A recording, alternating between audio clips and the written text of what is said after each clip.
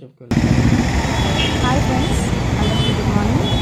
యాక్చువల్గా నేను ఈరోజు మీ ముందుకి ఒక బాబా మందిరం గురించి చెప్పడానికి అయితే వచ్చానండి. ఎక్కడో కాదండి, మన వైజాగ్లో న్యూ కాలనీ రోడ్డుకి కార్నర్లో ఆనుకొని ఉంటుందండి మందిరం. చాలా అద్భుతమైన మందిరం చెప్పుకోవచ్చు. బాబాని గాఢంగా నమ్మే వాళ్ళకి ఇది ఒక మధురానుభూతండి. ప్రతి గురువారం కూడా ఈ బాబా అసలు ఖాళీ అంత రష్గా ఉంటుంది. నిత్య హారతులతో కలకలలాడిపోతూ ఉంటుంది ఈ బాబా టెంపుల్.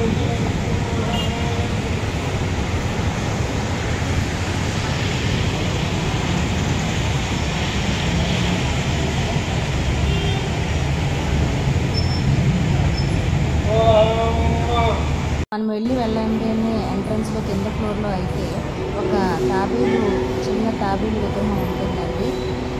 ఆ తర్వాత కొంచెం ముందుకు వెళ్తే బాబా కూర్చొని ఉంటారు ఒక తాగుని పట్టుకొని. బట్ అది నిజంగా బాబా మన కళ్ళ ముందు జీవకళతో ఉప్పుకున్నట్టుగా ఉంటుందండి ఆ విగ్రహం అయితే మాత్రం. ఆ పక్కనే కూడా మనకి మంచి ఊయలలో బాబా కూర్చొని ఉంటే మనం కూడా దాన్ని పూజల సేవలాగా మనం ఒక 3 times 4 times ముందు ఆ బాబాని దర్శించుకోవచ్చండి. అది అందరికీ అవైలబుల్గా ఉంటుంది నిత్యం.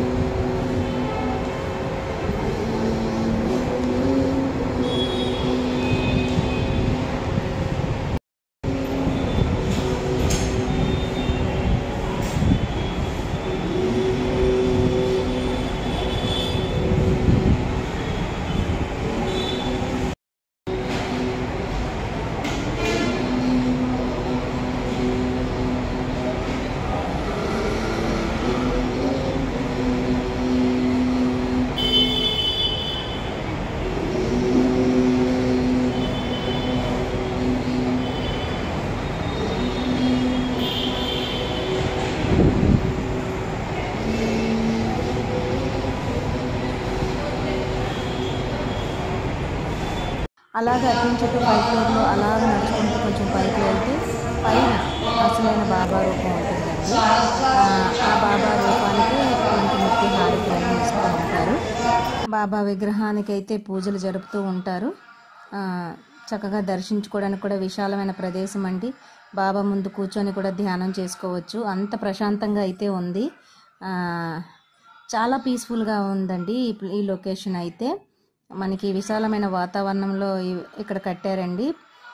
అలాగే అట్నుంచి వస్తున్నప్పుడు మనకు ఒక విఘ్నేశ్వరుడు రూపం కూడా దర్శనమిస్తాడండి. స్టార్టింగ్లో మనకి వినాయకుడు కాబట్టి ఆ విగ్రహాన్ని కూడా మనం దర్శించుకోవచ్చు. ఇటు సైడు అమ్మవారి రూపం కూడా ఉంటుందండి. ఆ అమ్మవారి రూపాన్ని కూడా మనం దర్శించుకోవచ్చు.